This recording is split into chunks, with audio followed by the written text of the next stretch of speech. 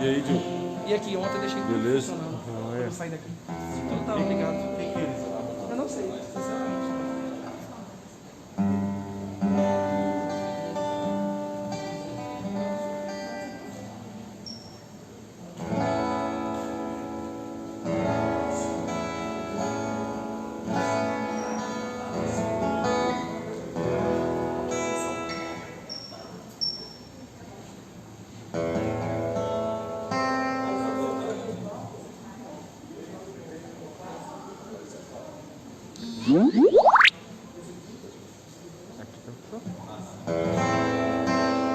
Boa noite, igreja. Shalom. Quem está feliz com o Senhor aí essa noite? Amém. Vamos colocar de pé. Você que está aí em casa essa noite, vamos adorar o Senhor conosco, porque Ele é digno de honra e glória, toda adoração, todo louvor. De uma igreja reformada que hoje tem a liberdade de adorar o Senhor, de entender que somos salvos pela graça, mediante a fé, e que isso não vem de nós, é dom do Senhor, não vem de obras também, para que não haja glória humana. Sabemos que só o Senhor devemos dar toda a glória, toda a honra, todo o louvor, e é por isso que eu te convido a adorar o Senhor, enquanto igreja, enquanto corpo de Cristo. O sacrifício dos mártires não foi em vão. Nós agradecemos ao Senhor, meu Deus, por mais uma noite. Agradecemos pela saúde de estarmos aqui, de pé, adorando ao Senhor. Em que pese as nossas falhas, os nossos defeitos e dificuldades, o Senhor nos tem suprido, o Senhor nos tem amado. E é por isso que é o momento de adoração, de louvor. É por isso que adoramos e agradecemos ao Senhor, meu Deus, nessa noite. Faça-nos, meu Pai, entender quão precioso é a oportunidade de te adorar, te servir, de cultuar na tua casa, meu Pai. Não nos deixe esquecer um só segundo o propósito de estarmos aqui, porque o Senhor nos amou primeiro, enquanto ainda éramos pecadores. Nós somos súditos de um reino, cujo rei é o Rei da Glória. Por isso que adoramos nessa noite. Para que entre o Rei Jesus, o Rei da Glória, eu abro meu coração. Você pode abrir seu coração nessa noite? Para que entre o Rei Jesus, Rei da Glória. Nós abrimos nosso coração ao Senhor, meu Deus, que é o nosso Deus, o eterno Israel. Para que tu, Rei Jesus, Rei da Glória. Você pode adorar ao Senhor. Meu coração, eu abro meu coração para que tu, Rei Jesus, o Rei da Glória. Eu abro meu coração, eu abro meu. Quem é o Rei da Glória? Quem é o Rei da Glória? Jesus, Jesus, Ele é o Rei. Quem é o Rei da Glória? Quem é o Rei da Glória? Quem é o Rei da Glória? Jesus, Jesus, Ele é o Rei. Quem é o Rei da Glória? Quem é o Rei da Glória? O Senhor é o Rei da Glória, o Rei das nossas vidas. Te adoramos, Senhor, te exaltamos. Ele é o Rei. O que é que os anjos vêm, que nos fazem se prostrar? O que é que os anjos vêm, que nos fazem cantar santo? O que é que os anjos vêm, que nos fazem se prostrar? O que é que os anjos vêm, que nos fazem cantar?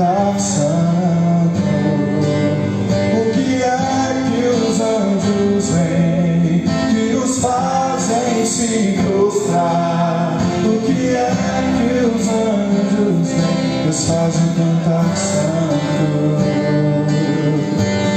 Quero olhar a face do meu Criador, quero olhar a face daquele que primeiro Ele nos amou ainda quando éramos pecadores. Obrigado, Senhor. Quero olhar a face, quero olhar a face do meu Criador, quero olhar a face daquele que primeiro me amou.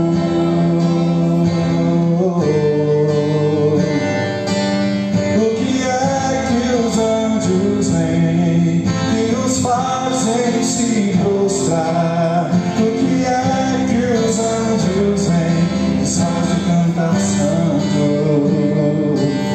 O que é que os anjos vêm e os fazem se prostrar? O que é que os anjos vêm e os fazem cantar santo? Só quero ver você, só quero ver você, só quero ver você. Só quero ver você, só quero ver você, só quero ver você. Só quero ver. Só quero ver você, só quero ver você, só quero ver você. Quero olhar a face do meu Criador, quero olhar a face daquele que primeiro me amou. Quero olhar a face, quero olhar a face. Você pode declarar isso essa noite. Quero olhar a face daquele que primeiro me amou.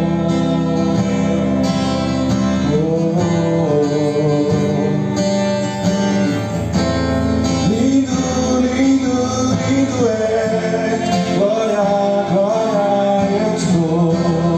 Jesus, qual é o nome dele? Você pode declarar. Jesus.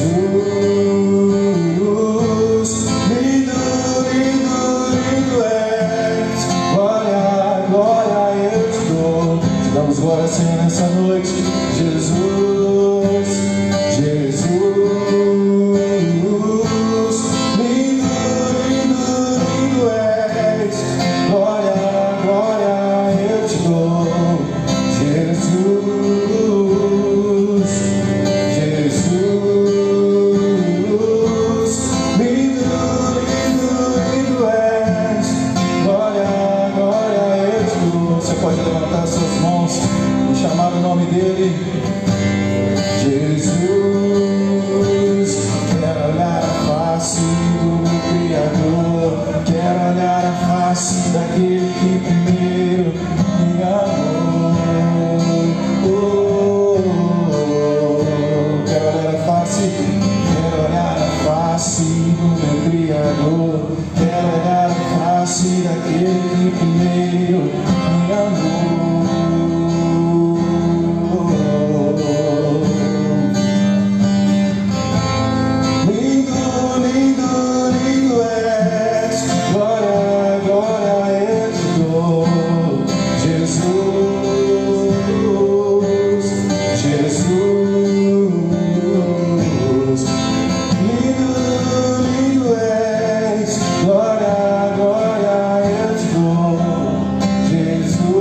Você pode orar nessa noite.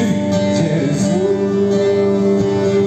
me leva à sala do trono, mostra a tua beleza, quero ver tua face.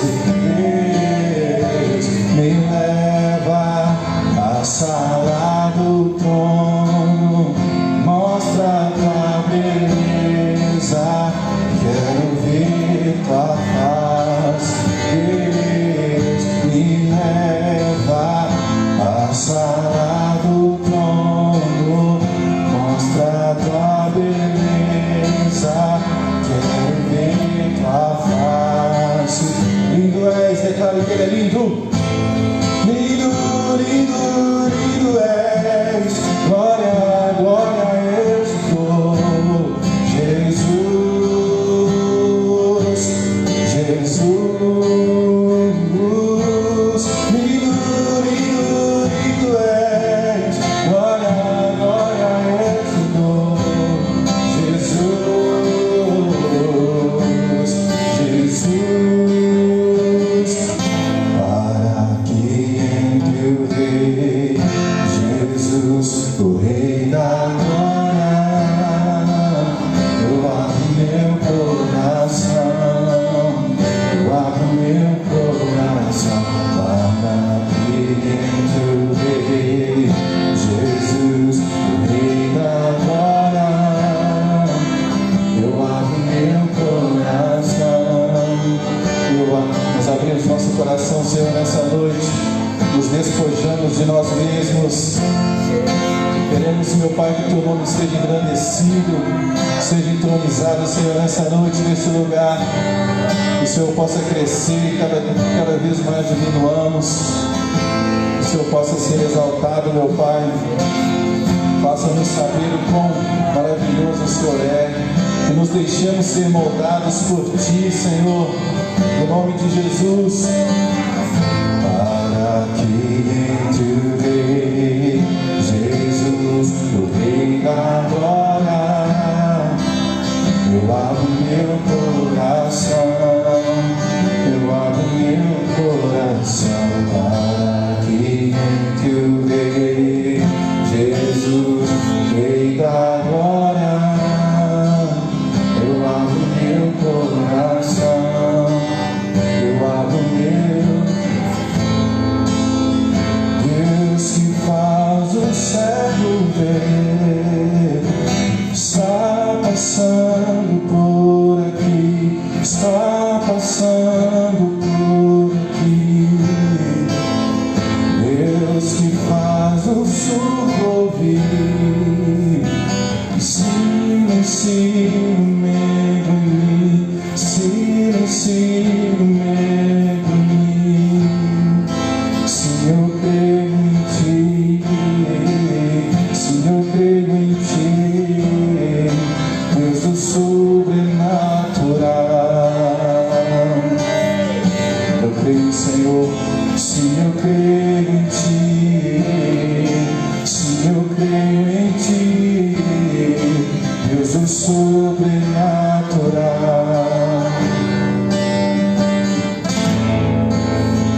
Deus do impossível vem transformar meu coração, transformar meu coração. Deus que a morte já venceu e vive está dentro de mim, vive está dentro de mim. Se eu creio em Ti, se eu creio em Ti, Deus do sobrenatural. Você pode declarar essa noite que você crê nele. Se eu creio em Ti, se eu creio em Ti, Deus do sobrenatural.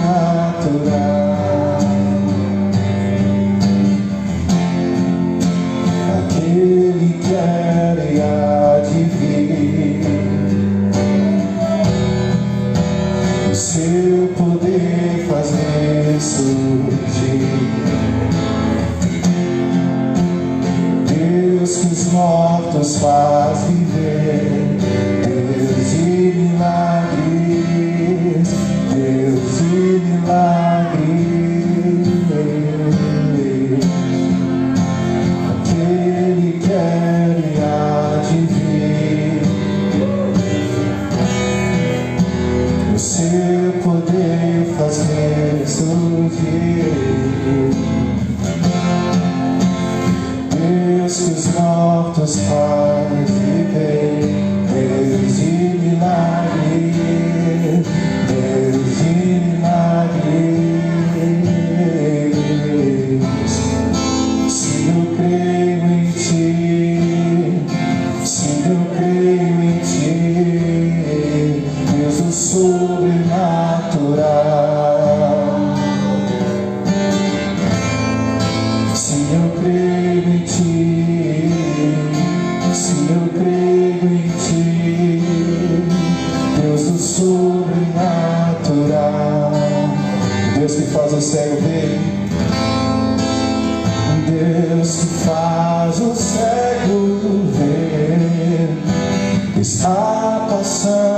por aqui, está passando por aqui.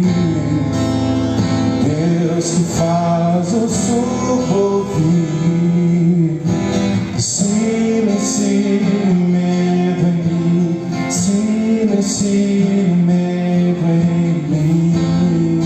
Sim, eu creio em ti, sim, eu creio em ti, Deus do sobrenatural. Nós cremos no Senhor de todo o nosso coração. Sim, eu creio em ti, sim, eu creio em ti, Deus do sobrenatural.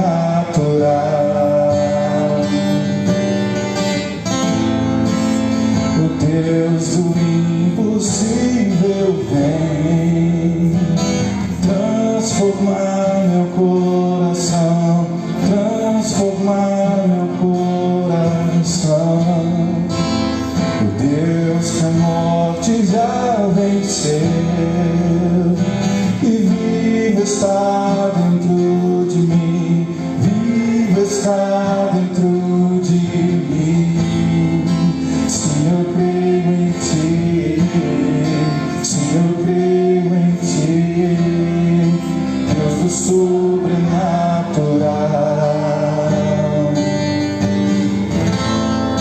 Sim, eu creio em ti, sim, eu creio em ti, Deus do sobrenatural.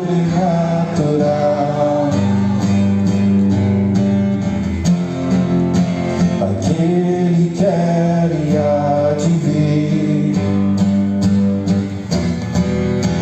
o seu poder faz ressurgir. O Deus que os mortos faz viver, Deus de milagres, Deus de milagres. Aquele que era e há de vir, aquele que era e há de vir,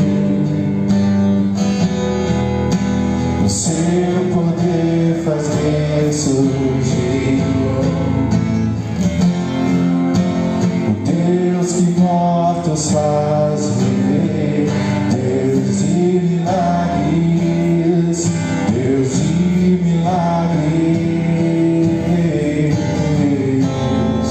Sim, eu creio em ti, sim, eu creio em ti. Nós acreditamos no Senhor de todo o nosso coração, porque o Senhor é o Deus do sobrenatural. Sim, eu creio em ti. Não há nada que o Senhor não possa fazer nessa noite. Ah, meu irmão, não sei como é que você chegou aqui nessa noite. Eu só sei que o Deus do impossível está aqui. Nós devemos acreditar que nada é por acaso. Não há nada que o Senhor não possa fazer em nossas vidas, porque o melhor para nós Ele já fez, dando o seu Filho para morrer na cruz por nós. E através do Teu Santo Espírito nos conduz e guia a Sua igreja à vida eterna. Então não há nada que Ele não possa fazer. Se eu creio em ti, se eu creio em ti, Deus do sobrenatural.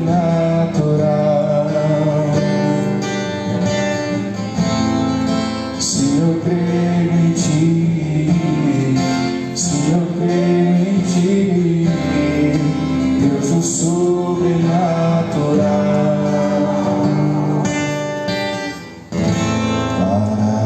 Entre o rei, Jesus, o Rei da glória. Você pode levantar suas mãos. Meu coração, eu abro meu coração. Obrigado, Senhor. Glória a Deus. Bendito é o nome do Senhor.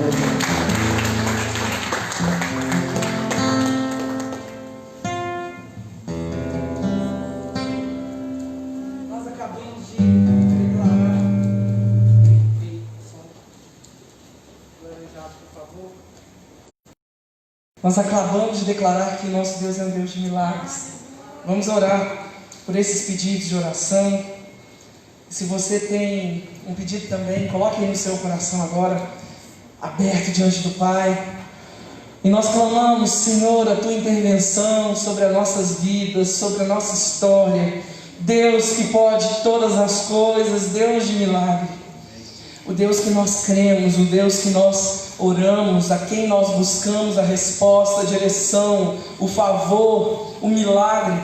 Toca, Senhor, com o Teu toque de cura sobre a vida, Senhor, de cada um dos meus irmãos, Senhor, que colocaram seus pedidos aqui nessa taça, e aqueles que colocaram o seu coração diante do Senhor agora, abrindo, Senhor, e o seu clamor, e o seu pedido, a sua queixa a Ti, Deus dos exércitos. Nós apresentamos o nosso coração ao Senhor, crendo que o Senhor fará muito mais do que pedimos, do que sonhamos, crendo no sim do Senhor para todas as promessas e no amém, mas também crendo, ó Pai, no não do Senhor, que muitas vezes se faz necessário, crendo também na correção, no puxão de orelha, na exortação do Senhor, que muitas vezes se faz necessário. Nós ouvimos a Tua resposta, queremos entendê-las, queremos aceitá-la, compreender que a Tua vontade é boa, perfeita e agradável, querendo entender, ó Pai, que o Senhor tem o controle de tudo em Suas mãos, e nada, Senhor, foge do Teu controle, nada foge do Teu querer. Por isso nós apresentamos os nossos pedidos ao Senhor, o clamor de cada servo, de cada serva, de cada filho, de cada filha que anseia ouvir Tua voz, que anseia receber do alto a resposta. Apressa-te a nos socorrer, vem com a Tua resposta, seja o seu sim, seja o seu não, seja o seu espera. Nós, Pai, ficaremos felizes porque sabemos que o Senhor sabe o que é melhor para nós. Tua vontade, ela é boa, perfeita e agradável, e é nela que nós nos estribamos, é nela que nós nos apoiamos, é nela que nós nos sustentamos. Pai, nós queremos obedecê-lo, ouvi-lo. Por isso fala conosco nessa noite, fala conosco, Senhor, de tal forma que os nossos ouvidos não sejam confundidos, de tal forma que a nossa alma se aquiete e entenda que o Senhor é Deus, e que o Senhor está no barco e tudo vai bem. Nós te agradecemos por isso e louvamos o Teu nome, louvamos o Teu nome. Como nós cantamos aqui, sim, nós cremos em Ti, Deus do sobrenatural, e é por isso que nós louvamos o Teu nome antes mesmo de vermos o milagre acontecer, antes mesmo de percebermos a ação do Senhor. Nós cremos pela fé, e é por isso que nós Te agradecemos, e é por isso que nós bendizemos. Obrigado pelas famílias salvas, obrigado pela saúde restaurada, obrigado pelas finanças restauradas, obrigado pelas soluções dos conflitos na família, obrigado pela cura dos vícios, obrigado pela libertação dos cativos, obrigado pela libertação dos pecados, obrigado pelo perdão, pela cura, pela restauração. Obrigado, Pai, pela provisão. Obrigado, Senhor, pela resposta. Obrigado, Senhor, porque Tu és a cura. Nós cremos em Ti. Nós cremos em Ti. O Senhor é o Deus sobrenatural. Por isso nós podemos descansar, repousar o nosso coração na convicção, na certeza, não apenas numa esperança humana, mas na esperança no Senhor, de que o Senhor ouviu o nosso clamor. A Tua palavra diz, através do salmista, que o Senhor não desamparará um coração que é quebrantado, que é contrito, um coração que é quebrado, um coração que é esmigalhado diante do Senhor, um coração que se despedaça diante dos Seus pés, alguém que se achega a Ti na postura de humildade, entendendo que o Senhor é e não nós, entendendo que o Senhor tem o poder e não nós, aquele que busca diante do Senhor, entendendo que o Senhor tem as ferramentas e os caminhos maiores, melhores, mais altos, mais preciosos. O Senhor é que conhece o passado, o presente e o futuro, o Senhor que governa todas as coisas, o Senhor que tem a chave do inferno e da morte em Suas mãos, o Senhor que sabe e pode fazer todas as coisas. A Ti nós rendemos a nossa glória, a honra, o louvor, rendemos tudo que temos recebido aqui nessa terra, porque sabemos que das Suas mãos vem, e para essas Suas mãos nós devolvemos. Recebe, Pai, o nosso louvor, recebe, Senhor, a adoração do nosso coração, Que seja achado, ó Pai, aqui nessa noite, na Lagoinha Horto, adoradores que adoram o Espírito em verdade. Que haja, ó Deus, como um perfume subindo aos céus de adoração. Recebe o nosso coração quebrantado e contrito, porque assim o Senhor não vai desprezá-lo. Nos colocamos diante de Ti, Pai, para ouvir o Senhor, para receber tudo que o Senhor tem para nos ensinar hoje. Trabalhe o nosso coração, em nome de Jesus. Amém. Amém. Glória a Deus. Vamos aplaudir o Senhor por essa glória, por essa honra que Ele nos dado de sermos servos, filhos, herdeiros e co-herdeiros em Cristo. Meus irmãos, pode se sentar.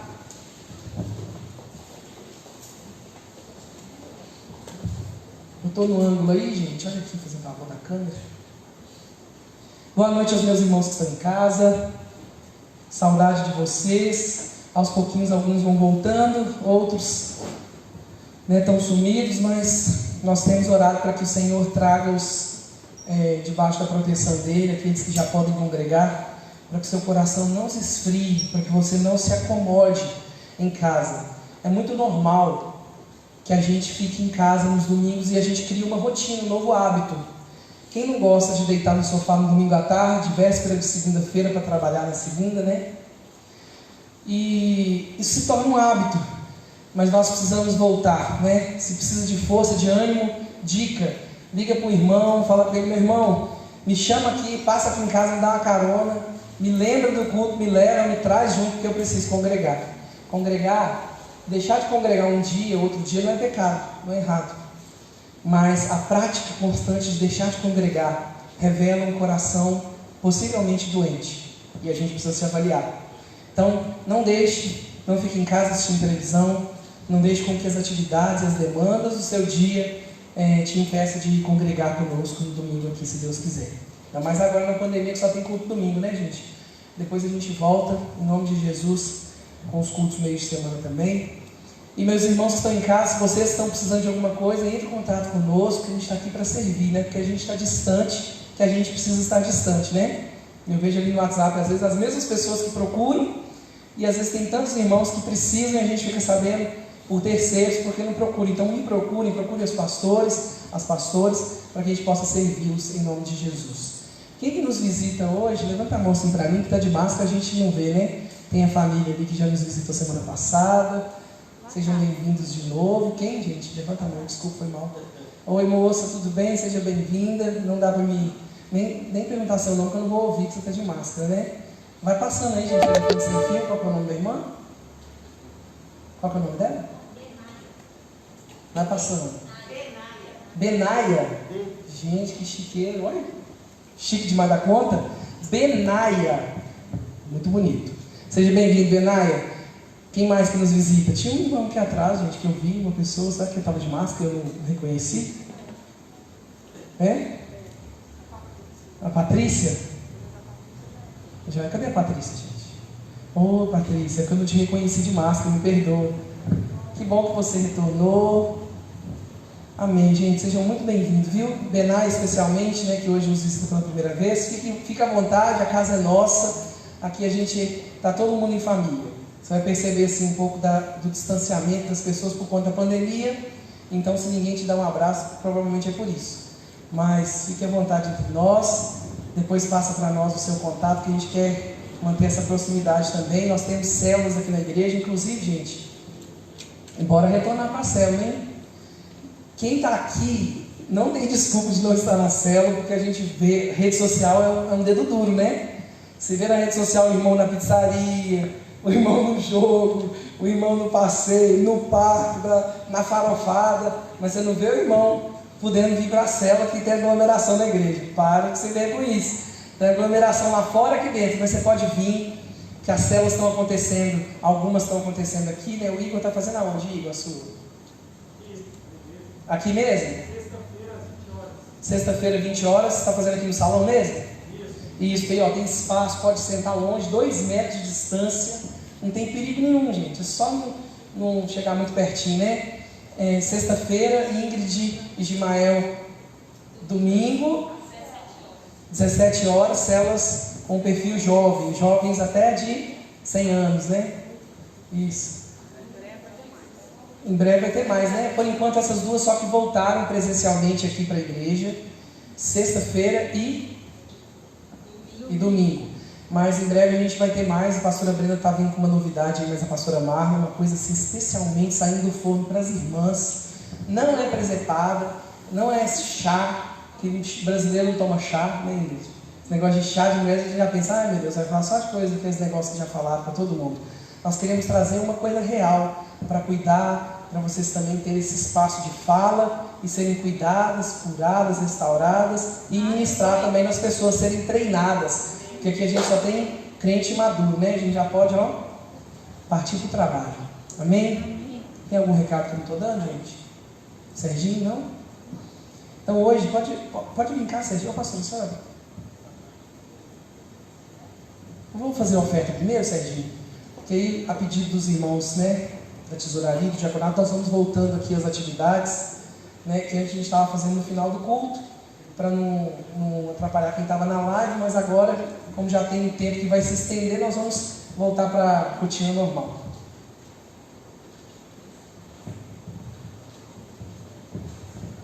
Amém, povo de Deus? Amém. Graça e paz da parte de Cristo. Vamos abrir a nossa palavra em 2 Coríntios.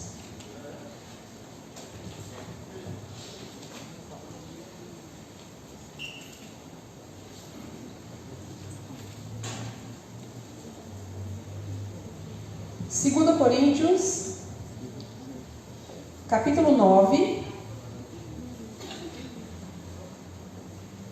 o versículo 5 diz assim para nós. 2 Coríntios 9, a partir do 5.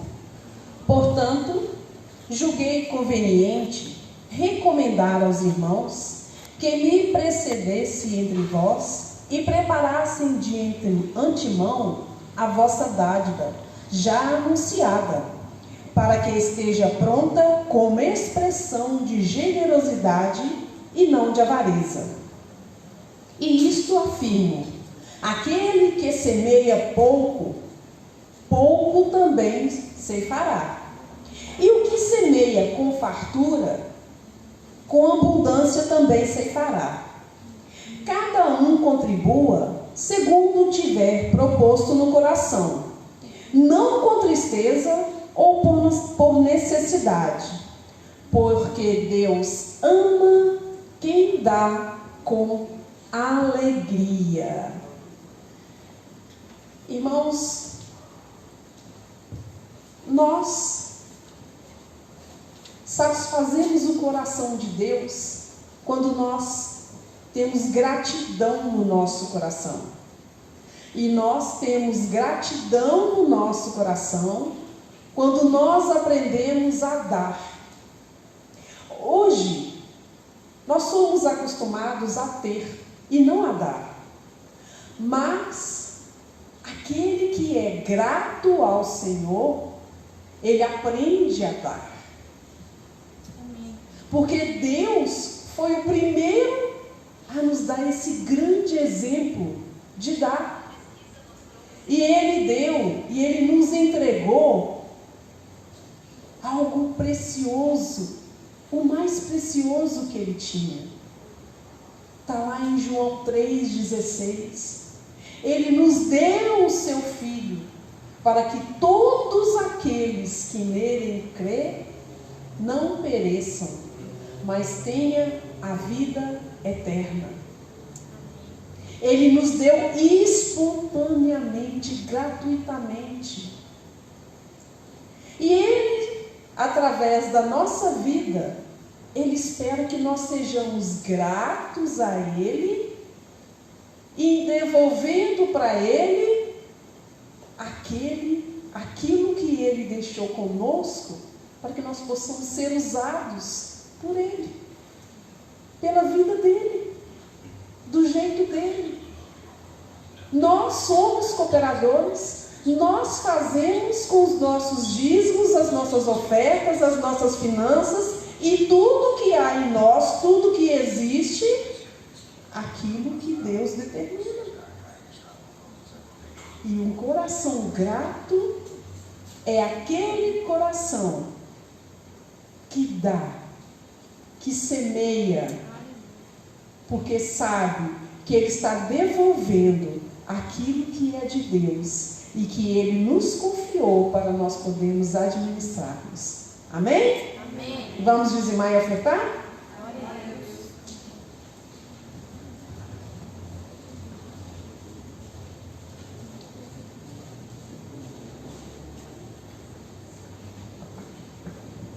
Enquanto os irmãos vão passando aí a salva de dízimos e ofertas, eu vou dando o último recado aqui. Não tem Brenda que a gente falou da virada do ano? Natal e virada do ano, gente, esse ano tá bem atípico, né? Então, desde os últimos 2 anos que a Lagoinha já liberou para que as Lagoinhas Bairro fizessem a virada do ano individualmente, né? Cada uma o seu. Porém, esse ano, por conta da pandemia, né, vai ser um pouco diferente, mas a gente não vai deixar de fazer. Então, eu tinha sugerido com a pastora Brenda, nós vamos fazer uma reunião para definir isso mais certo, de fazer um levantamento para saber quantas famílias vão participar conosco, para a gente se preparar, se organizar, e a gente diminuiria o horário, faria um horário um pouco mais reduzido para ficar mais tranquilo, evitar algumas aglomerações. E também a questão do Natal. O Natal especificamente, ano passado a gente fez, né? Esse ano a gente também quer ver sobre essa questão de famílias, quem vai estar aqui, quem não vai estar. Por quê? O feriado de Natal e Ano Novo esse ano vai dar em qual dia? Sexta-feira. Então muita gente vai querer, de véspera, de quinta para sexta, já viajar. Então nós vamos fazer um levantamento para que a gente faça o Natal e o Ano Novo sem deixar de fazer, mas organizado também. Porque vamos supor que no Natal venha 10 pessoas. Aí que a gente não precisa fazer, de repente, um culto. A gente pode levar os irmãos para uma casa de alguém mais perto e fazer uma ceia lá com a família e tudo mais. Ao invés de fazer um culto todo preparado para 10 pessoas só. Então, é mais a questão de otimizar. Por quê? Tem banda, tem diaconato, tem mídia. A gente desloca muito trabalho para um como para 100. Né? Então, a gente quer otimizar. Ou então a gente vai fazer um culto só Natal, só um culto especial, temático, sem fazer ceia nem nada. Só a virada do ano mesmo que a gente vai fazer mais assim, elaborado, especial. Tá bom? Outra coisa também que a pastora Brenda pediu. Eu pedi isso, mas os irmãos me ignoraram ou esqueceram. Eu pedi para que me respondessem a respeito do novo horário do culto. Esse horário de 6h30 está bem complicado, por quê? Todas as igrejas da Lagoinha ou começam 18 ou começam 19. E isso para divulgar, eu não sei se os visitantes tiveram essa impressão, mas tem visitante que às vezes vem e fala, já várias vezes falaram comigo, não, eu cheguei tarde porque eu achei que começava 19, ou então, eu cheguei cedo porque eu achei que começava 18. Então, seria importante arredondar até pela questão da divulgação. Se a gente faz um panfleto, faz uma coisa, esse negócio de 18h30 não combina bem, já foi uma dica da nossa regional para nós aqui. Entretanto, a gente não tinha mudado porque era uma cultura do outro e a gente queria respeitar. Porém, eu estou vendo que não está funcionando. A igreja tem chegado, os irmãos têm chegado 7 horas para o culto. A média de completar as pessoas que já chegou 7 horas. Então, ou a gente pula para 7, ou a gente retrocede para 18. E aí, a gente estava com essa proposta de fazermos um tempo de adoração, de intercessão aqui antes, para quem quisesse chegar mais cedo e orar. Mas também não é para mudar para 7 horas, para começar 8, né? Para começar 7h30, né? Porque a gente vai começar, mas a gente precisa dos irmãos aqui. Se os irmãos não estiverem, a gente começa, aí o irmão perde o louvor não é uma introdução para o culto. O louvor é uma parte importante do culto que é para adorar a Deus, para entronizar o Senhor. Primeiro a gente fala com Ele, a gente abre o nosso coração para Ele e depois Ele fala conosco através da palavra. Então é importante. Se policia em relação ao tempo, né? A gente não está com o trânsito completo igual estava antes da pandemia. Então vamos nos organizar para a gente começar o culto assim, bonitinho no horário, para a gente também conseguir terminar no horário, tudo certinho. E se a gente começar às 19 horas, vai ser de 19 a 20h30. Se a gente começar 18, vai ser 18 a 20, né? Então a gente vai reduzir um pouquinho se for 19.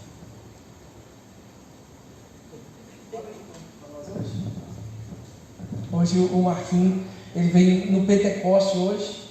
Tô brincando, o Marquinhos estava dodói, né, Marquinhos? A menina dele. Tá tudo bem? Vamos orar pela família do Marquinhos, viu, gente? Muitas perdas, muitas lutas, muitas coisas ao mesmo tempo. Verônica, Geraldo. Muitas coisas, muitos irmãos enfermos. Tem uma lista. Vamos orar? Aproveitando, a gente já emenda a nossa oração aqui. Pai, nós te agradecemos pelo privilégio de sermos contribuintes na tua obra, servirmos o Senhor com os nossos dízimos e ofertas. Nós te agradecemos, ó Pai, porque o Senhor é bom e é fiel, e o Senhor tem cuidado de nós, não tem deixado nada faltar, o Senhor tem sido fiel em cada detalhe.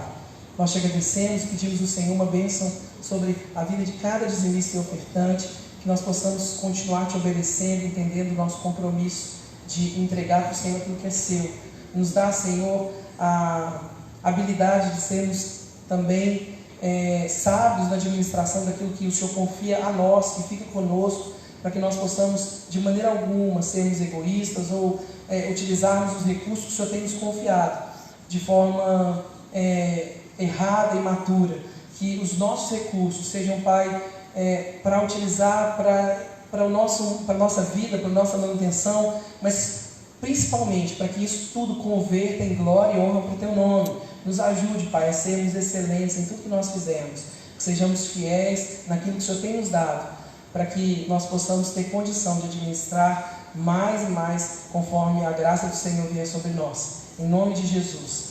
Pai, eu também quero apresentar diante do Senhor o coração de vários irmãos que têm sofrido com enfermidades. Eu quero apresentar a vida da Renatinha, apresentar, Senhor, a vida da Lu, da Verônica e de vários outros irmãos que têm passado por situações, a família do Marquinho. Pedir ao Senhor para que o Senhor derrame o seu cuidado sobre eles, derrame da tua cura, do teu poder, alenta o coração deles nos momentos de tribulação, que o teu Espírito possa trazer sobre eles a paz que excede todo entendimento, que eles entendam, Senhor, esse período, que eles busquem, Senhor, estar próximo do Senhor nesses dias difíceis. Pai, especialmente nós oramos pela família do Marquinho, que tem passado por tantas tribulações recentemente. Pedimos ao Senhor para que o Senhor guarde eles, fortaleça-os, conforte-os, Pai, e faça com que todas essas coisas seja, Senhor, convertido em glória e honra para o Teu nome, em nome de Jesus. Amém.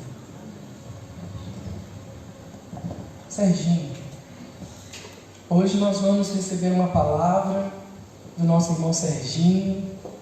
Que bênção. Eu vou assistir vou participar aqui embaixo. Tão bom, né, para alimentar também. E é tão bom quando o irmão novo traz a mensagem, né? Nosso coração aprende tanto.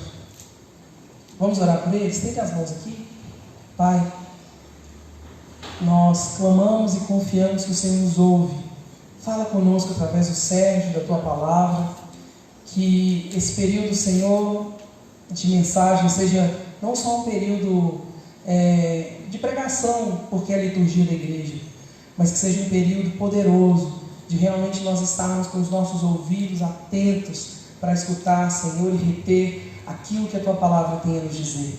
A Tua palavra diz que a fé vem pelo ouvir e ouvir a mensagem que está sendo ensinada mediante a Tua palavra. Senhor, que essa mensagem rasgue o nosso coração e produza o fruto necessário para o qual ela foi designada. Não deixe com que nós nos perdamos no meio do caminho, mas que a Tua palavra seja esse GPS que nos orienta, seja, Senhor, essa voz que nos direciona a recalcularmos a rota quantas vezes for. Hoje que nós celebramos um dia tão especial, que nós celebramos junto com a Igreja do Senhor a Reforma Protestante, não só um evento político, religioso, mas um evento que trouxe uma liberdade de expressão para nós cristãos, um acesso vivo à Tua palavra, uma possibilidade de pensarmos fora da religiosidade tradicional. Pai, nós celebramos esse dia e nós queremos aprender com o Senhor e sermos, ó Deus, sempre, ó Deus, reformados em nosso coração. A Tua palavra produz isso em nós e é isso que nós buscamos do Senhor nessa hora, em nome de Jesus. Amém. Amém. Boa noite. Para mim é uma honra estar aqui, né? Um dia depois do dia que é comemorado da Reforma Protestante. Ontem a gente fez 503 anos aí da Reforma Protestante, que Martinho Lutero apregou as 95 teses lá na Catedral de Wittenberg. Estava até conversando com o Breno essa semana, que seria interessante, né, a gente falar sobre a Reforma Protestante, e aí ele me pediu para trazer a mensagem. Eu falei assim que eu fui com vergonha. Acho que o microfone, estava até falando com ela. Quando eu ponho o microfone já parece que é algo mais, mas quando você está sem microfone parece que é normal, mas vai dar tudo certo. Vamos abrir lá em 2 Reis, capítulo 22.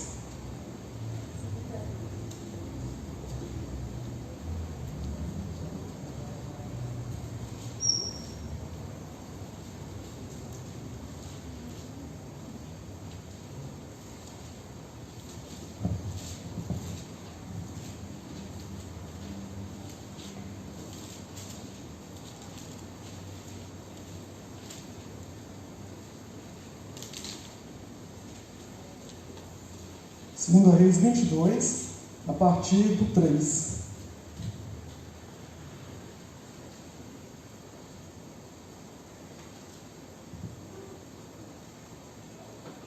Fala assim: no 18º ano do seu reinado, o rei Josias enviou o secretário Safã, filho de Azarias, neto de Mesulão, ao templo do Senhor, dizendo: vá ao sumo sacerdote Ilquias e mande-o ajuntar a prata que foi trazida ao templo do Senhor, que os guardas das portas recolheram do povo.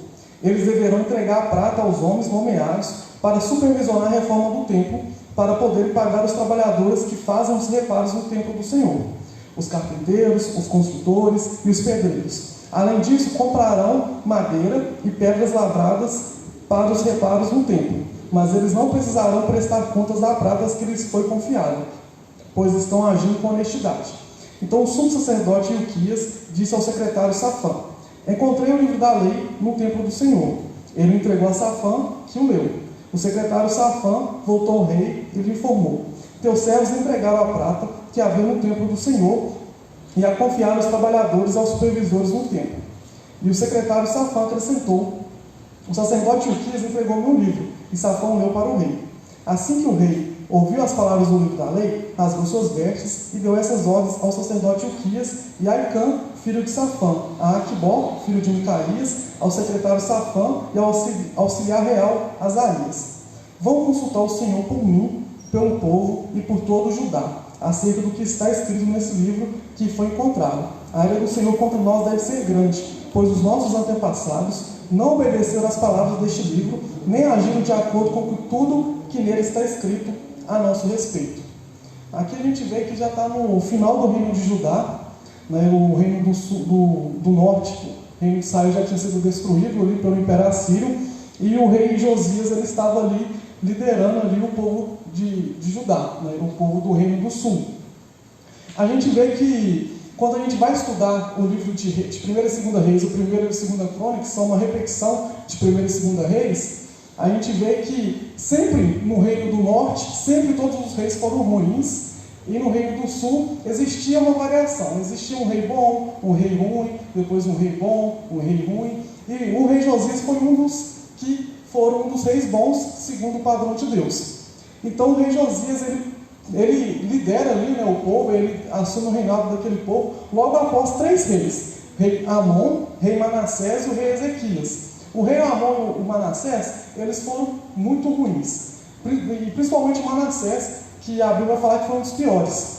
E logo depois de Manassés assume Ezequias. O rei Ezequias, ele teve momentos bons e teve momentos ruins. Quando a gente vai estudar a vida de Ezequias, a gente vê que o Ezequias, quando o Império Assírio vai atacar Judá, e o rei Ezequias ele arrepende, ele chega para o profeta Isaías, ele fica preocupado, ele pede a ajuda ao Senhor, e ele consegue ali livrar o povo de Israel, o povo de Judá ali, do Império Assírio.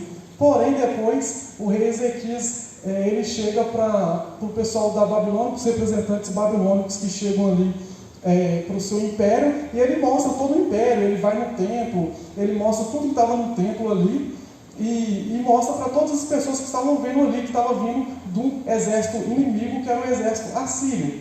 E aí Deus, né, através da vida de Isaías, chama a atenção do rei Ezequias e fala assim: mas o que você está fazendo? Você está mostrando tudo isso para o seu inimigo?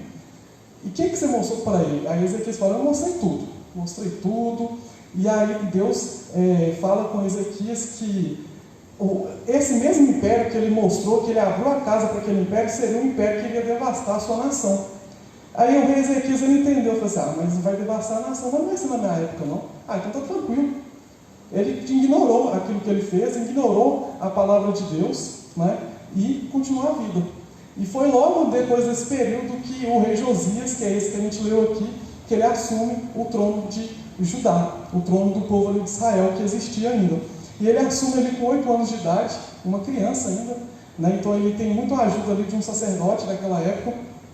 E como ele era criança, como eu falei, tinha muitos reis anteriores ao rei Josias que eram maus, que não eram bons segundo o padrão de Deus e não levavam a Bíblia a sério.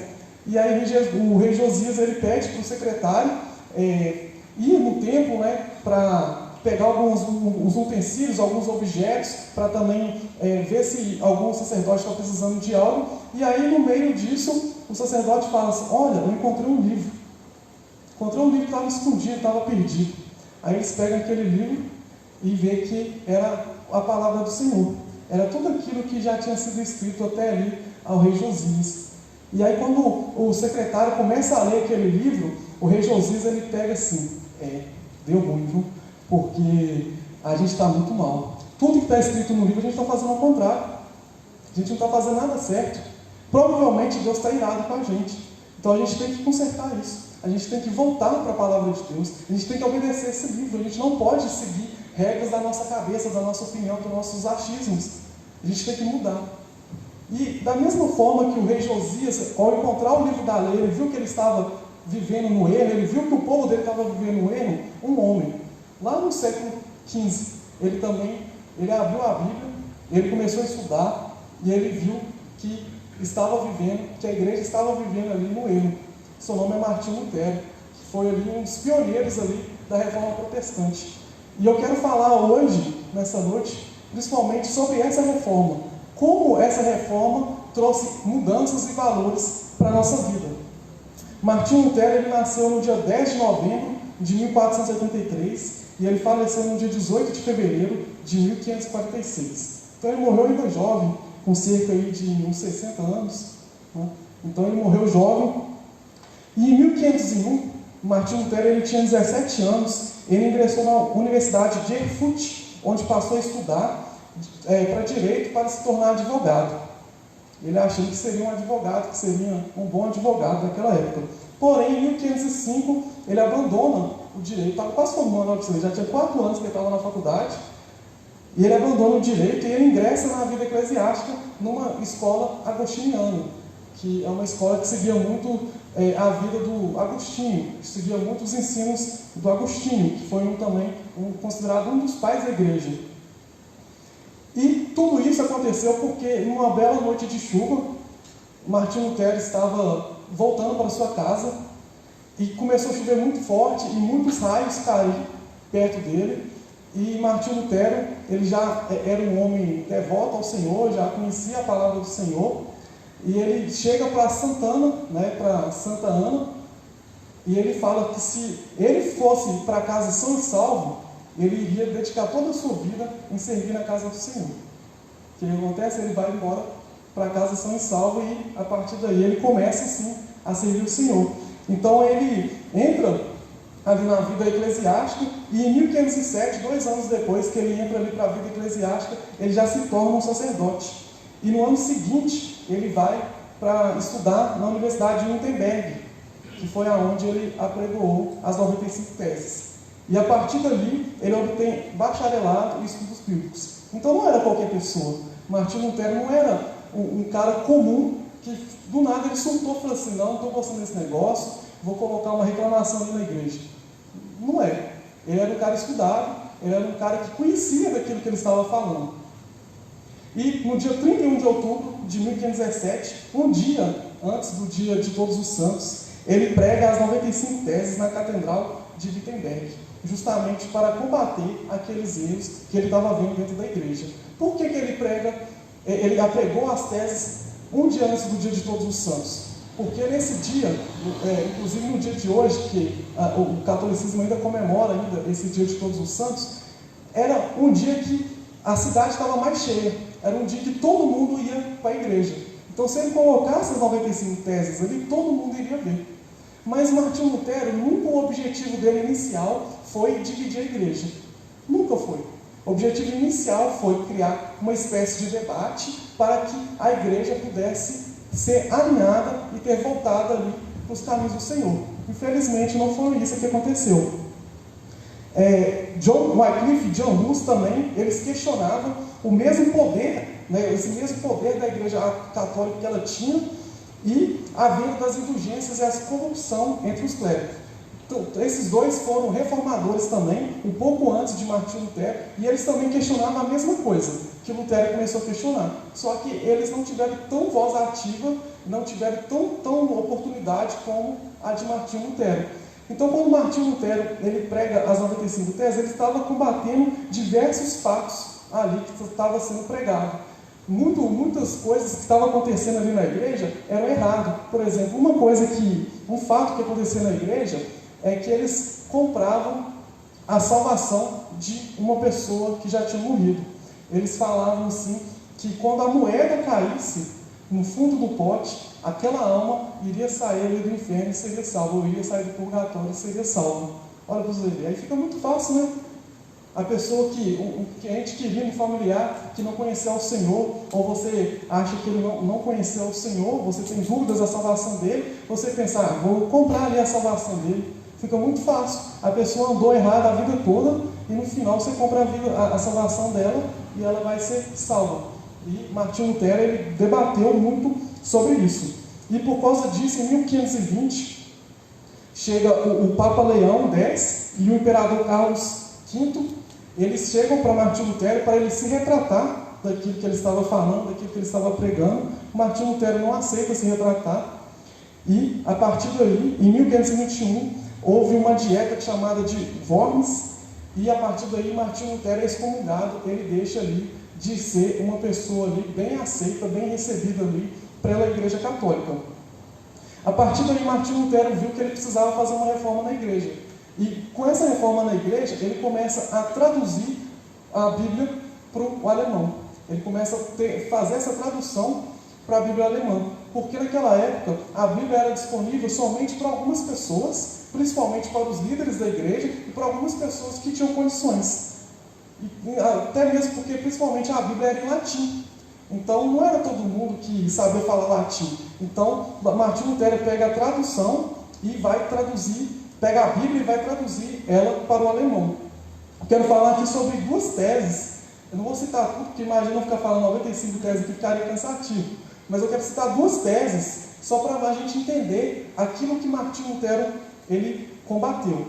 A tese 45, Martinho Lutero vai dizer, essas 95 teses que ele pregou ali na catedral. A tese 45, Martinho Lutero vai dizer assim: deve-se ensinar aos cristãos que quem vê um carente e o negligencia para gastar com indulgências, obtém para si não as indulgências do Papa, mas a ira de Deus.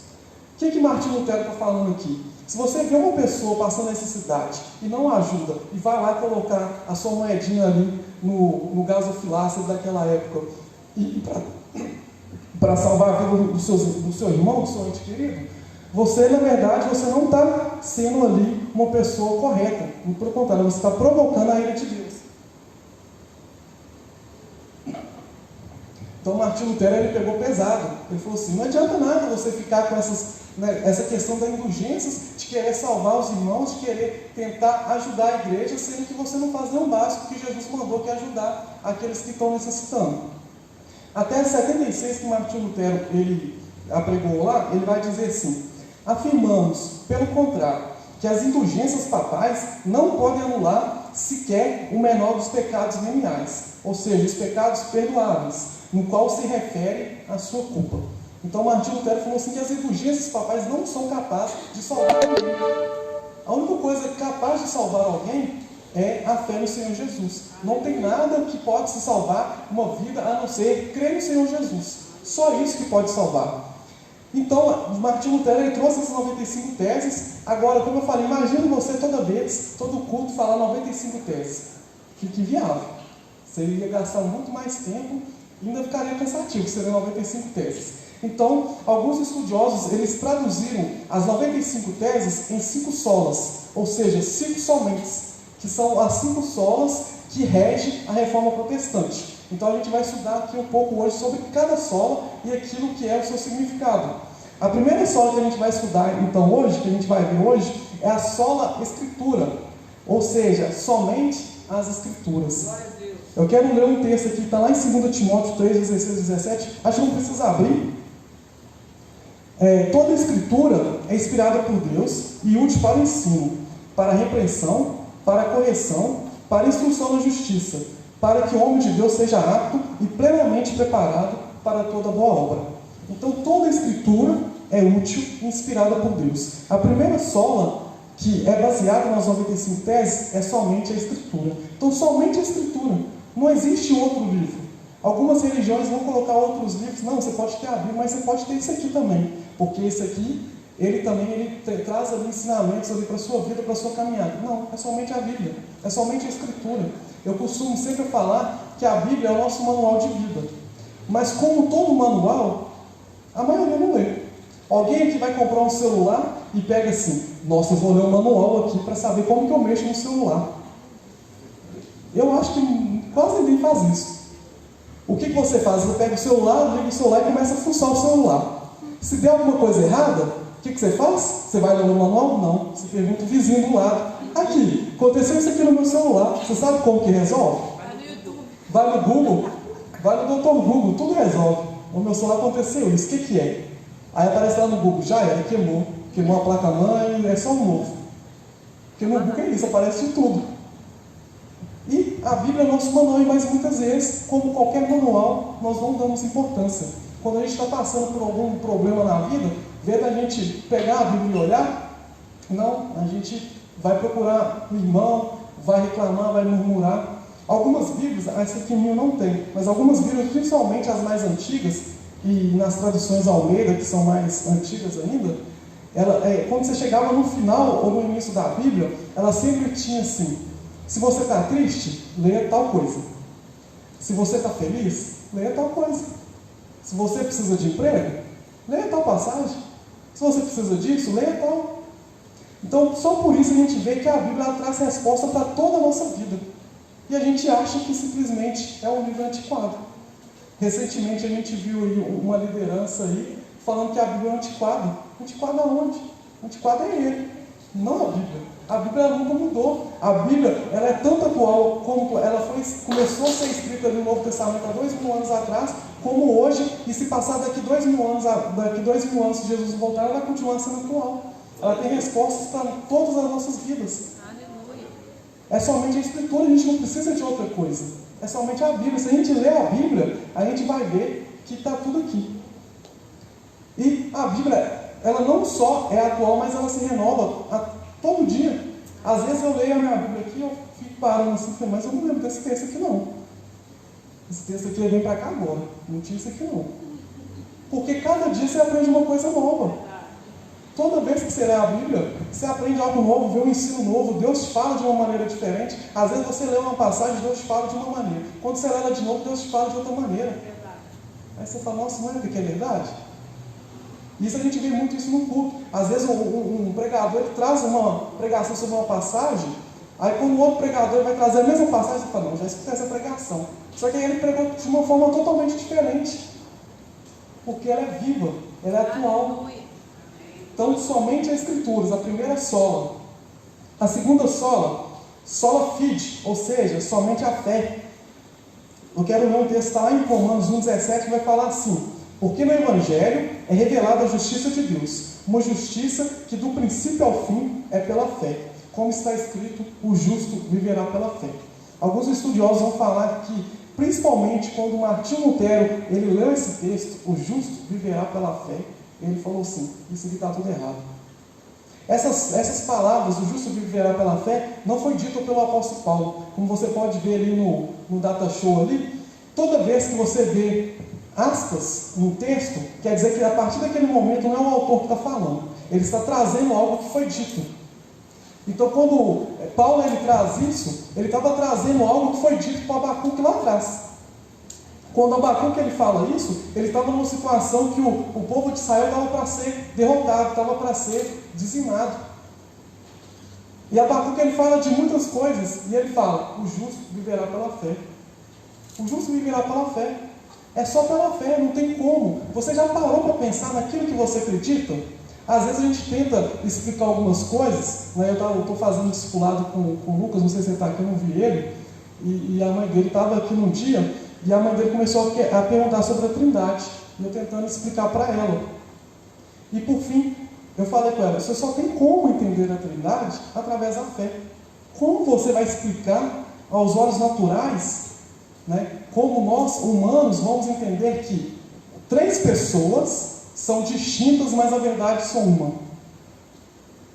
Parece algo aos olhos naturais ilógico. Você fala assim: mas como assim? 3 são 1 e 1 são 3? Não dá para entender. E toda a base da fé cristã, se você pensar, é loucura. É tudo loucura aos olhos naturais. Para quem tem fé, não é. Por quê? Olha para você quem você acredita. Você acredita que uma virgem engravidou, um morto ressuscitou, e ele vai voltar voando para nos buscar. Super real, tipo, acontece todo dia. Coisa super normal. Imagina você, está comprometido, está noivo, igual eu estou noivo da Thalita ali. E aí sua noiva chega assim: estou grávida. Aí você pensa assim: peraí, eu não tive nada com ela, como que ela está grávida? E aí a Maria fala assim: não, é do Espírito Santo, pode ficar tranquilo, é do Espírito Santo. Aí você: não, agora que você falou que é do Espírito Santo, eu estou super tranquilo. Ó, antes eu estava preocupado, agora que é do Espírito Santo, ó, beleza, fechou, vamos casar. Não é doidura? Não é coisa de doido? Não é coisa normal. Olha o que mais a gente acredita: que você vai rodear uma muralha durante 7 dias. No 7º dia, você vai rodear 7 vezes, e na 7ª vez você vai gritar, ela vai cair. Muralhas que tinham uma espessura, que haviam casas dentro das muralhas, porque a própria Raabe, ela morava dentro da muralha, e a gente vê isso quando ela ajuda os espias ali a fugir. Coisa normal, né? Vou rodear ali, e durante 7 dias, no 7º dia, 7 vezes, vou gritar e vai cair. Coisa normal. Coisa normal também, você ser engolido por um peixe, ficar 3 dias dentro daquele peixe e sair normal. Ser cuspido ali e não acontecer nada. São coisas normais, olha para você ver. Olha como que a fé cristã é. Olha como que a base da fé cristã é. Um homem andar sobre as águas. Imagina, Jesus vindo sobre as águas, e aí Pedro fala assim: é Senhor Jesus, sou. Então se é o Senhor, manda eu ir. Estou bem. E Pedro vai. Pedro nem olhou assim e falou assim: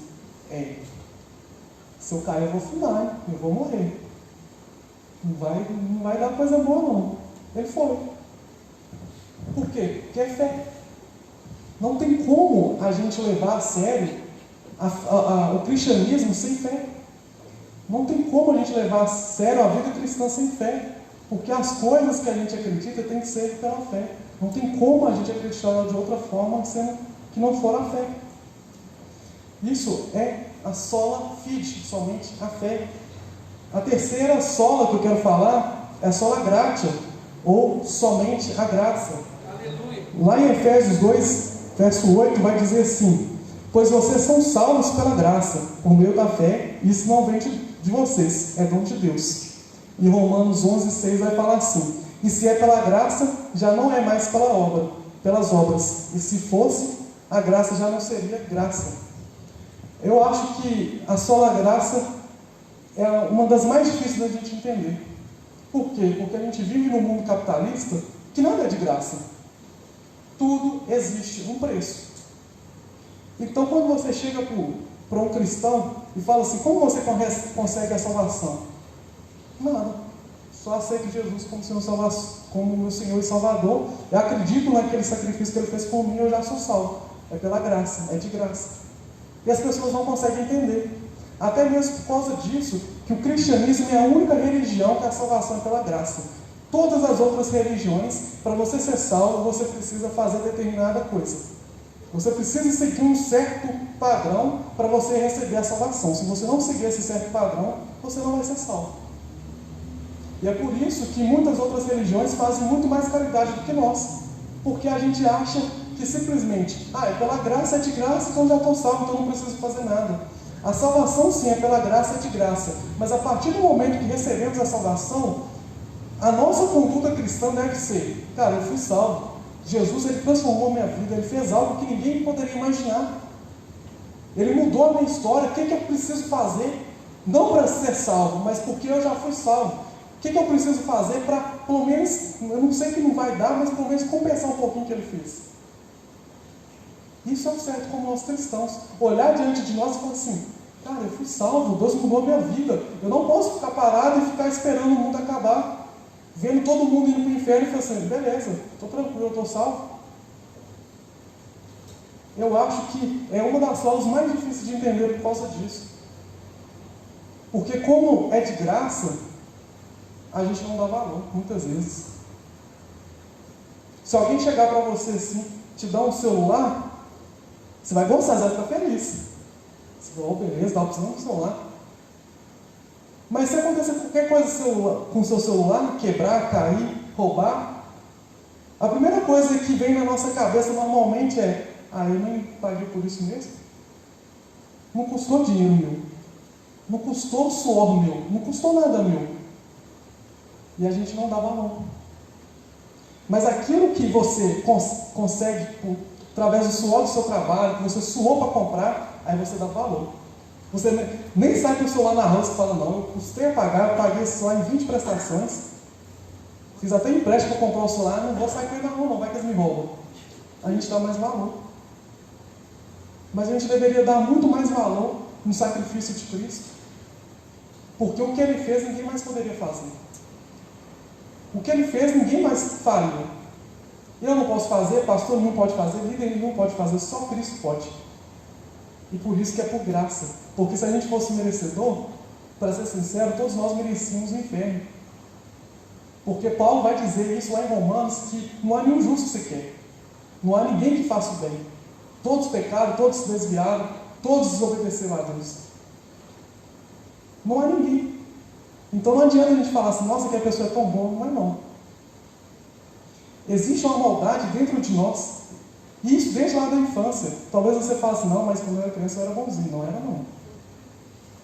Olha para você ver como a maldade está dentro de nós desde a criança. Se você virar para a criança e falar assim, não mexe aqui, na sua frente ela não vai mexer. Você virou as costas que ela vai fazer? Vai mexer. E você viu que ela mexeu, aí você pergunta, você mexeu? Aí nem fala, só fala assim. E quem ensinou ela a mentir? Quem ensinou ela a desobedecer e mentir?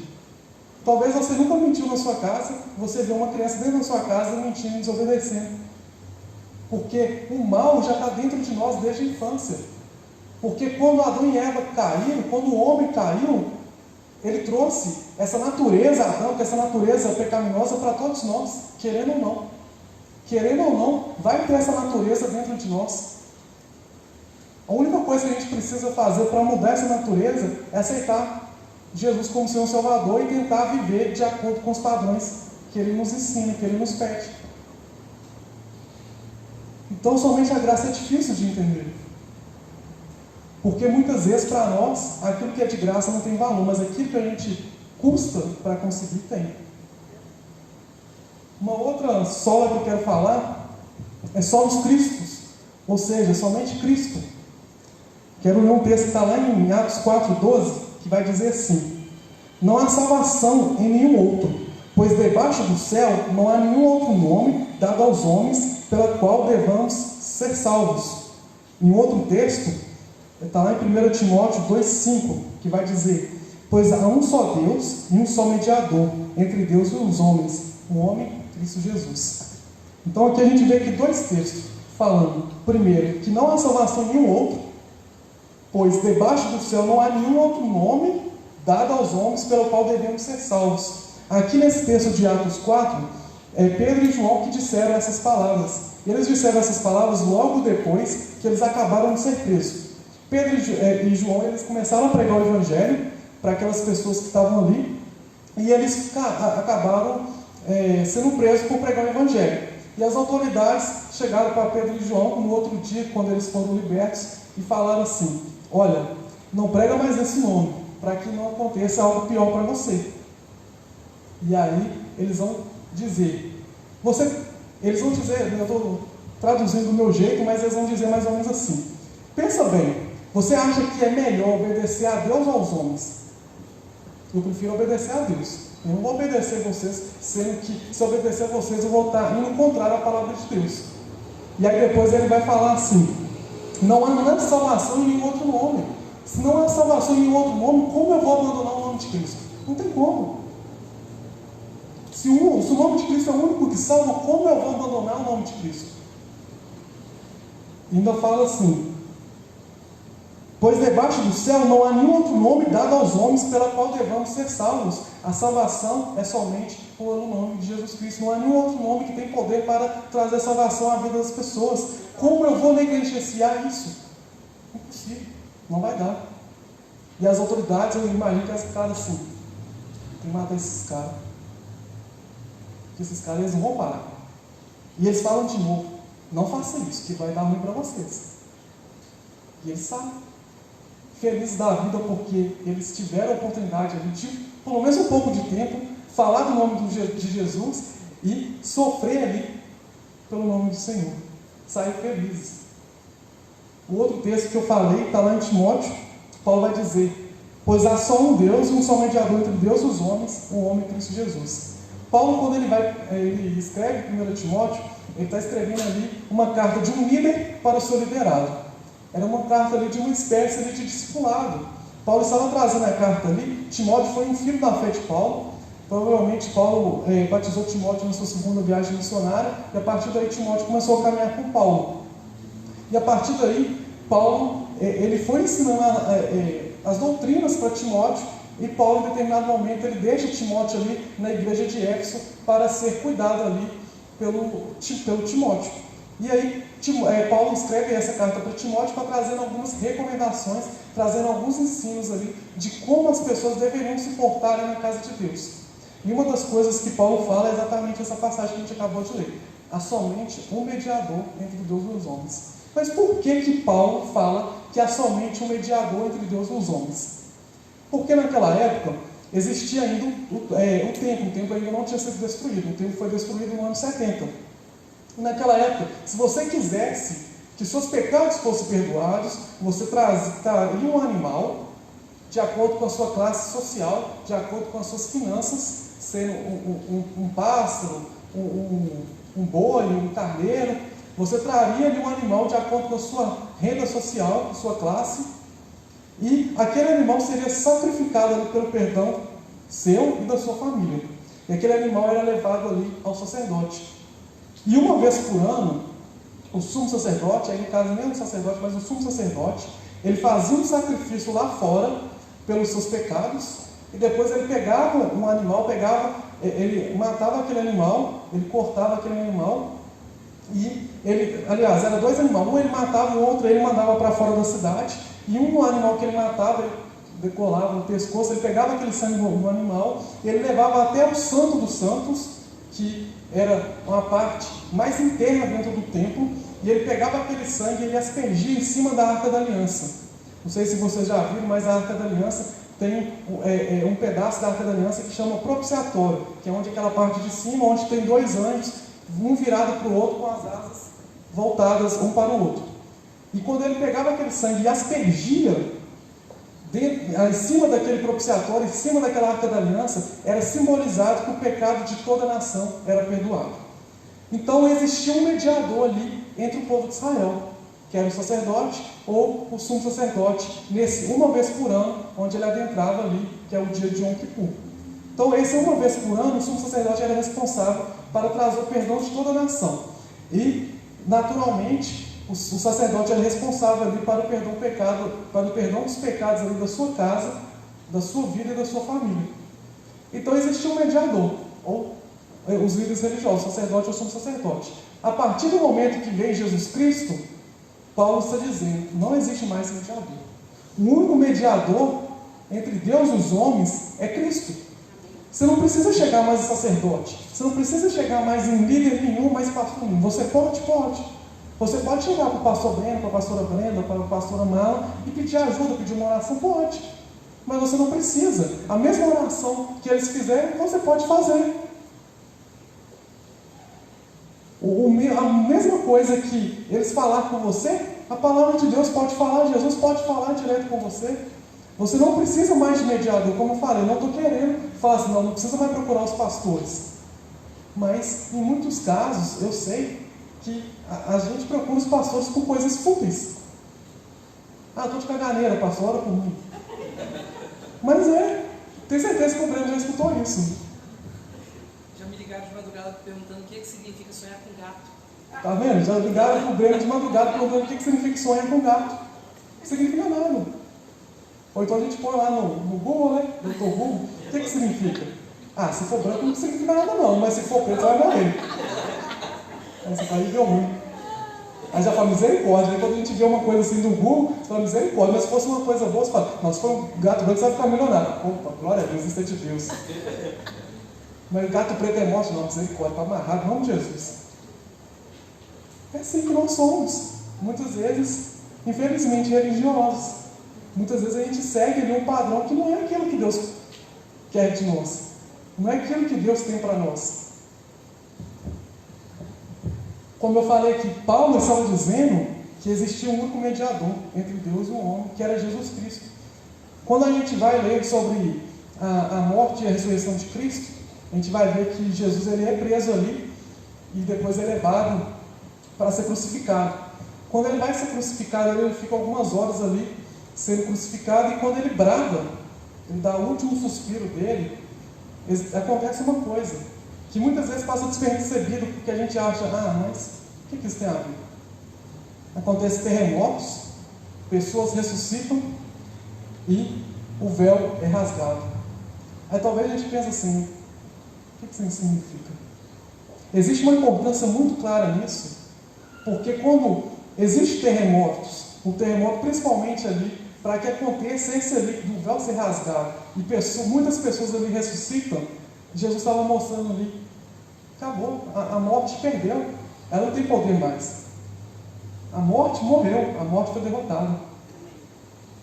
E quando o véu é rasgado, o templo naquela época existia a parte mais externa, que era o átrio, existia dentro do templo uma parte mais inferior, aliás, mais superior, né? Existia uma parte maior, que é o santo lugar, e existia a parte mais interior, que era o Santo dos Santos. Nesse santo lugar e no Santo dos Santos, existia uma cortina que separava. O santo lugar, qualquer levi, qualquer sacerdote poderia acessar. Somente o sacerdote levi. Uma pessoa comum não poderia acessar. Mas o santo lugar, somente o sumo sacerdote poderia acessar. E somente uma vez por ano, que é esse dia que eu acabei de falar, que é o dia de Yom Kippur, que até hoje é comemorado pelo povo de Israel. E nesse dia de Yom Kippur, somente esse sumo sacerdote poderia entrar, justamente para pegar aquele sangue do animal e aspergir, para simbolizar que o pecado da nação estava perdoado. Quando Jesus ele dá o último suspiro, esse véu que ele separava o santo lugar do Santo dos Santos, ele rompe de cima a baixo, ele rasga, justamente para falar assim, aqui, vocês não precisam mais de fazer sacrifício não. Para que vocês vão ficar fazendo sacrifício? Para que vocês vão ficar matando animal para ficar levando a sacerdote, a sumo sacerdote? Eu sou o sacrifício perfeito, eu sou o cordeiro perfeito. O autor de Hebreus ele vai falar isso o tempo todo. Lê Hebreus. Hebreus o tempo todo vai falar assim, antes vocês precisavam fazer sacrifícios, permanente, todo ano vocês precisavam fazer sacrifício para o perdão dos seus pecados, mas Jesus veio e ele morreu uma vez por todas e vocês não precisam mais fazer sacrifício, porque ele é o cordeiro perfeito, ele é o sacrifício perfeito. Somente Cristo, não precisa mais de outro. Eu não preciso de santo, Eu não preciso de líder, eu não preciso de pastor para pedir para que ele ore por mim, para me receber a salvação. Eu posso olhar para dentro de mim e falar assim: Deus, sem o Senhor não tem nada, sem o Senhor eu não posso fazer nada. É somente o Senhor.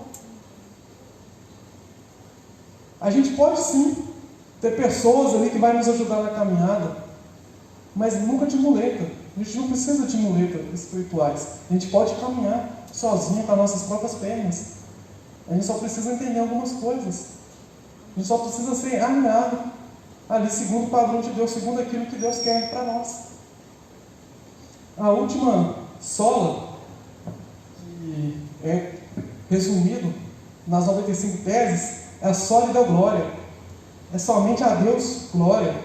Quero ler um texto lá em Romanos 11, 33 e 36. Se o chão puder abrir, que é um texto mais longo. Vai falar assim: ó profundidade, isso aqui todo mundo conhece, porque é até uma música. Ó profundidade da riqueza, da sabedoria e do conhecimento de Deus. Quão insondáveis são os seus juízos, inescrutáveis os seus caminhos. Quem conheceu a mente do Senhor? Ou quem foi o seu conselheiro? Quem primeiro lhe deu, para que ele o recompense? Pois dele, por ele, para ele, são todas as coisas. A ele seja a glória para sempre. Amém. Então aqui a gente vê que Paulo ele estava terminando ali uma sequência de fatos que ele estava relatando ali em Romanos de uma forma maravilhosa, trazendo glória a Deus, trazendo exaltação ao nome de Deus. E esse sólido é glória, esse somente a Deus glória, é exatamente isso, é devolver a Deus toda a glória. Hoje a gente tem muito aí a pregação de autoajuda, a pregação de coach. Você pode, você consegue, você é capaz, você é 10, você é o máximo. Mas será mesmo? Eu acabei de falar aqui, quando a gente era criança, a gente mentia, a gente desobedecia. O certo não é falar que nós podemos, que nós somos o máximo, mas em Deus eu posso. Em Deus eu consigo. Em Deus eu posso fazer isso, em Deus eu posso vencer. Porque nós não temos capacidade por nós mesmos fazer nada. Eu tenho certeza que aquelas pessoas que não cresceram na igreja, ou até mesmo as que cresceram também, quando olha para trás e vê a vida que vivia antes, e vê para a vida que vive hoje, fala assim: não tinha nada bom de mim não. Não tinha nada de bom. Paulo entendeu isso. Paulo era perseguidor da igreja. E ele fala isso lá em Romanos, que o bem que ele queria fazer, ele não conseguia. Mas o mal que ele não queria, esse ele faria. Porque ele fala que antes o pecado mandava nele. O pecado era ali a conduta de regra da vida dele. Mas ele fala: mas graças a Deus por Jesus Cristo. Porque ele mudou a vida de Paulo. E ele também pode mudar a nossa. Só a gente querer. É só a gente ser suscetível à mudança que ele quer fazer na nossa vida. Às vezes dói, dói. Às vezes é difícil, é. Às vezes é doloroso, é. Poucas pessoas aqui conhecem o meu testemunho, mas eu vi de um testemunho que eu fazia festa. Vai falando para ser mais exato. Não parece não, mas... E eu ganhava muito mais dinheiro que hoje. Quem só alguém já trabalhou com mercado de eventos, uma festa você ganha uma fortuna. Talvez aí o que você trabalha o ano todo para você ganha em 6 horas. E quando eu converti, a primeira coisa que eu falei assim: não dá para brincar com isso aqui mais não. Eu tenho que sair fora. Não dá para ficar vivendo uma vida aqui e lá. Isso é o que? Decisão. Às vezes, para você viver o melhor de Deus, você precisa tomar algumas decisões na vida. E aí depois você chega lá na frente e você fala assim: valeu a pena. Valeu a pena, não foi um sacrifício. Talvez naquele momento ali foi. Mas agora, quando você olha por uma outra ótica, você fala: valeu a pena. E quando a gente experimenta, a gente fala: valeu a pena. E Não simplesmente a gente fala, nossa, eu fiz isso, fiz aquilo outro. Mas devolver toda a glória a Deus, porque Ele que é digno de toda a glória. Só Ele. E talvez esse toda a glória também, às vezes, é incompreensível. Porque quando você fala assim, você tem que glorificar a Deus, o que a gente pensa? Tem que ficar glória, glória, glória, glória, glória. Mas não é isso. Glorificar a Deus é através da nossa conduta, da nossa vida, das nossas atitudes, das nossas ações. Daquilo que eu faço vai glorificar a Deus ou não. Muitas vezes não é nem o que eu falo. Porque se você fala algo e faz outro, a pessoa fala assim, não faz diferença não. Mas você pode até não falar, mas se você vive, aquela pessoa que te olha de longe, ela fala assim, aquele rapaz é diferente, aquela moça é diferente. E ele tem algo de diferente, ele vai querer experimentar, ele vai querer viver aquilo que você está vivendo. Ele vai querer entender aquilo que você entendeu. Tem um texto também, está lá em Isaías 6,3, que vai dizer assim, e proclamava uns aos outros, Santo, Santo, Santo é o Senhor dos Exércitos, a terra inteira está cheia da sua glória. John Piper, um pregador batista americano, ele fala que a glória de Deus é nada mais, nada menos do que a santidade de Deus. E ele tira a sua opinião através desse texto. Santo, Santo, Santo é o Senhor dos Exércitos. Ou seja, está glorificando o nome de Deus. A terra inteira está cheia da sua glória. Fala que a terra inteira está cheia da glória de Deus porque o Senhor é santo. Então ele vai falar que a glória de Deus é a santidade de Deus. E quando a gente vive uma vida de santidade, a gente está glorificando o nome do Senhor. E vida em santidade, já foi falado em várias pregações aqui pelo pastor Breno, é viver uma vida separada, uma vida para o Senhor, uma vida longe das coisas do mundo, uma vida longe daquilo que entristece o coração de Deus.